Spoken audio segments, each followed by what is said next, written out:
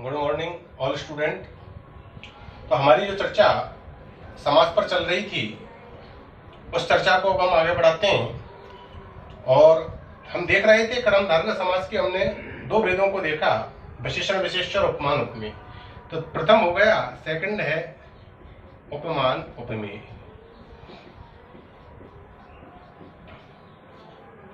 देखो, उपमान उपमेय को हम दो रूपों में जानेंगे, अर्थात उपमान उपमेय और एक होता है उपमेय उपमान।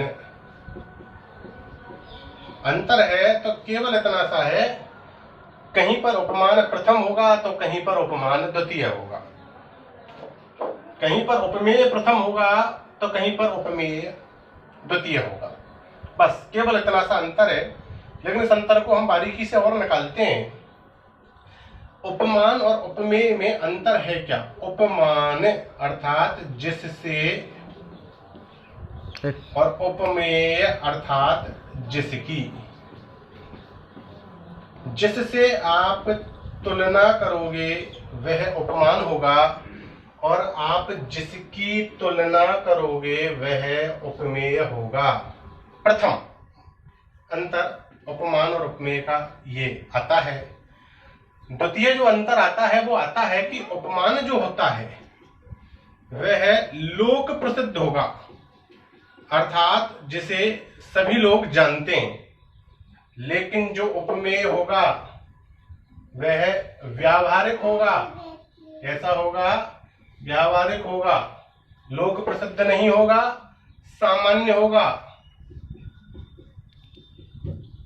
याद रहे, उपमान में हर कोई नहीं हो सकता, लेकिन उपमेय में आप और हम, अपितु ये संपूर्ण सृष्टि सभी हो सकते हैं। लेकिन उपमान में केवल लोक प्रसिद्धता ही आती है।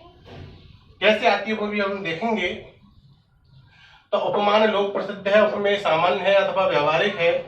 उपमान हम जिससे तुलना करेंगे वो उपमान है, और उपमेय हम जिसकी तुलना करेंगे वह उपमेय है। कहीं पर उपमेय प्रथम आएगा, कहीं पर उपमेय द्वितीय आएगा, कहीं उपमान प्रथम आएगा तो कहीं पर उपमान द्वितीय आएगा। लेकिन एक नियम इसका हमेशा याद रखना, और उसको मैं नोट डाल करके आपको स्पष्ट तौर पर बतला देता हूं। उपमान के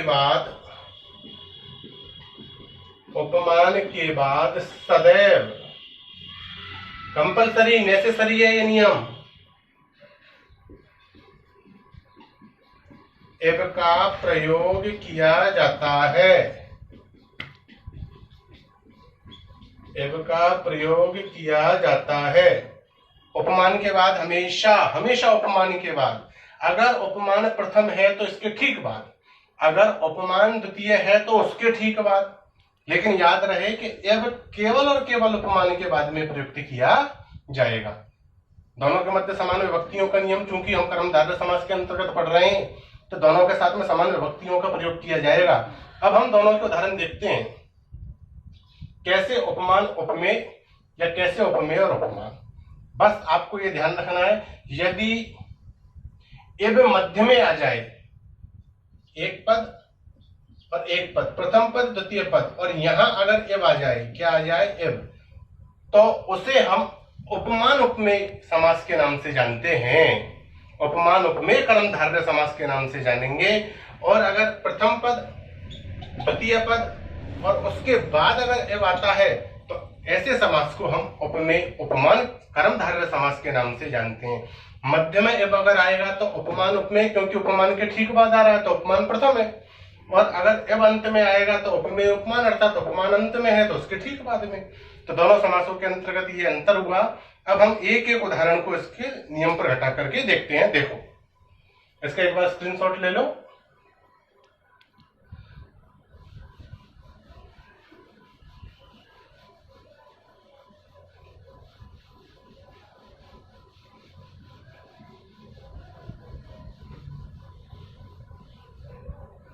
देखो, पहला उदाहरण है दुग्ध धवलम। अब यहां हमको पता होना चाहिए कि दो पद हैं, एक तो है दुग्ध और एक है धवल। दुग्ध यानी होता है दूध और धवल यानी होता है सफेद। दूध के समान सफेद, अब हम इसको कैसे बोलेंगे, सफेद के समान दूध या दूध के समान सफेद, हम बोलेंगे दूध के समान सफेद। तो यहां पर उपमान कौन हुआ, दुग्ध, क्योंकि किसके समान, दूध के समान, एवं का तात्पर्य होता है के समान, तो किसके समान, दूध के समान, तो दुग्धम इव धवलम, दुग्धम इव धवलम बराबर दुग्ध धवलम। दूसरा उदाहरण देते हैं हम इसका, कज्जल मलिनम। कज्जल का तात्पर्य होता है काला और मलिन का तात्पर्य होता है मैला। कज्जल यानी काजल, कज्जल का तात्पर्य काला भी होता है, कज्जल का तात्पर्य काजल भी होता है। तो काजल के समान मलिन अर्थात मैला, तो यहां पर काजल के समान, तो कज्जल यहां पर उपमान है, तो कज्जलम एव मलिनम। दूसरा हम देखते हैं,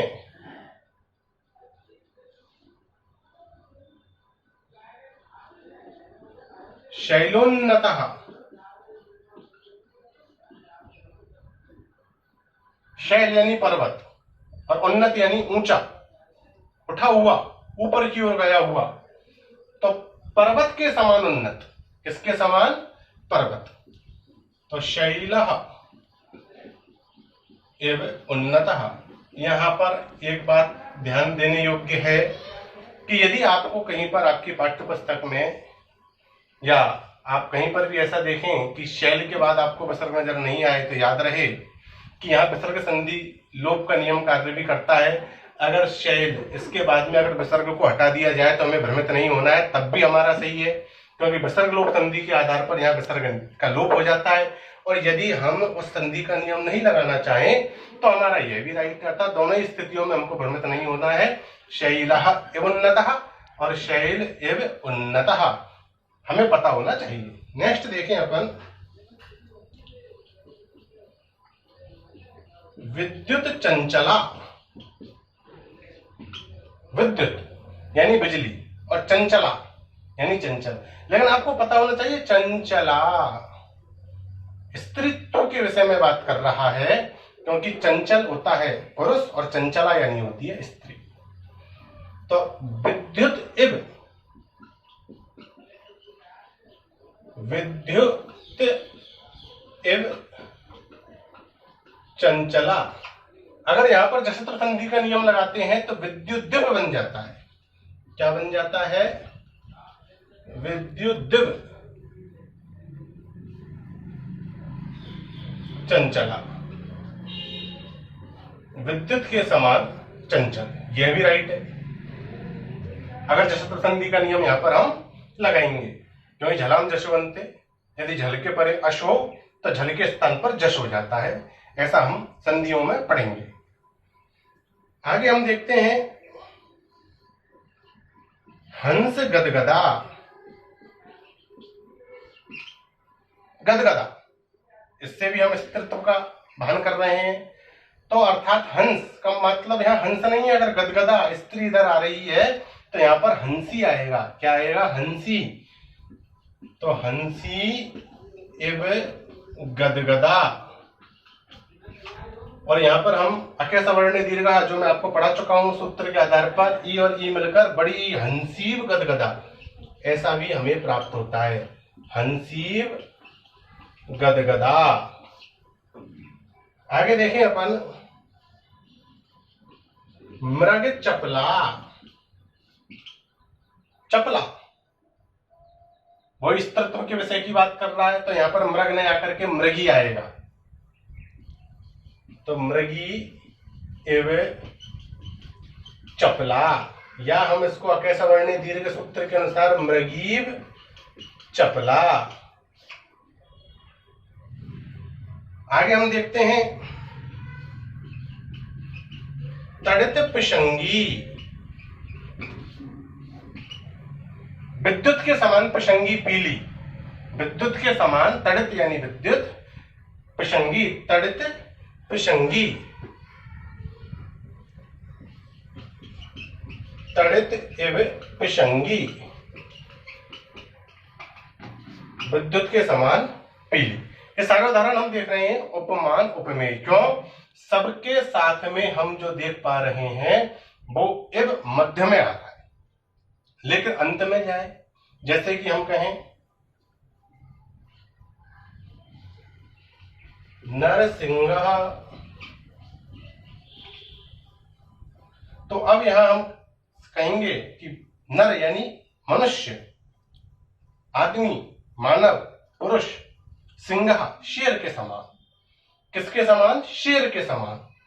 तो हम कहेंगे नरः सिंह इव, पुरुष शेर के समान। यदि हमने कह दिया, यहां ध्यान देने योग्य बात है, नृसिंह,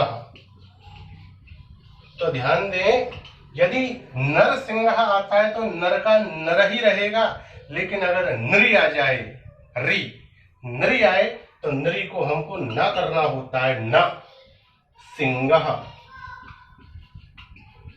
इव, ना सिंह। मैं आपको पहले बतला चुका, विसर्ग लगाओ या मत लगाओ।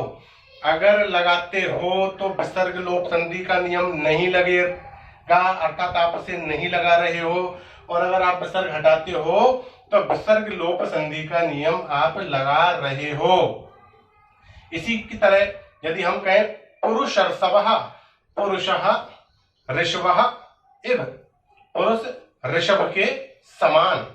तो कहने का तात्पर्य है, इस तरह से हमारा इसका जो दूसरा पार्ट है, द्वितीय भाग है, उपमान उपमेय या उपमेय उपमान, हमारा कर्मधारय का कंप्लीट होता है, और इसी के साथ हमारा कर्मधारय समास भी कंप्लीट होता है। अगला समास हम द्वंद्व समास पढ़ेंगे, जो हम अगले वीडियो में आपके सामने लेकर आएंगे। धन्यवाद।